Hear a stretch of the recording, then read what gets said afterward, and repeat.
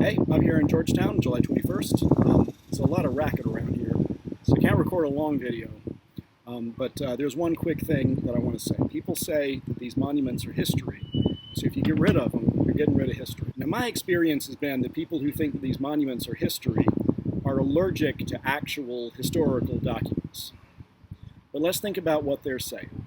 So we use the word history in two different ways. In one sense, history is all the things that people have done and experienced in the past. And we study that by way of examining artifacts, especially written records. All right, so in that sense, this monument here is an artifact from 1916. And if you wanted to study the United Daughters of the Confederacy and Jim Crow, you might want to take a look at it. But it's not a real good artifact. I mean, it's not really interesting. Right? I mean, the leading historian of the United Daughters of the Confederacy is Karen Cox. She's in North Carolina. If you want to find out how historians feel about these monuments that they should be in love with, check out her Twitter feed. She's not a huge fan.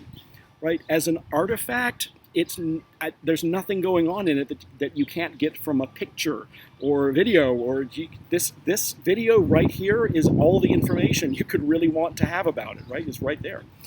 So as an artifact, sure, it is one, but it's a really boring one with very little information. All right, and the other way we talk about history is in the study of the past, of past actions and experiences.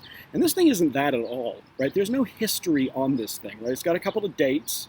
It's got 1861, 1865, but it doesn't tell you what those dates are there for. It says it was erected in honor of our Confederate soldiers and sailors. Well, that's not history.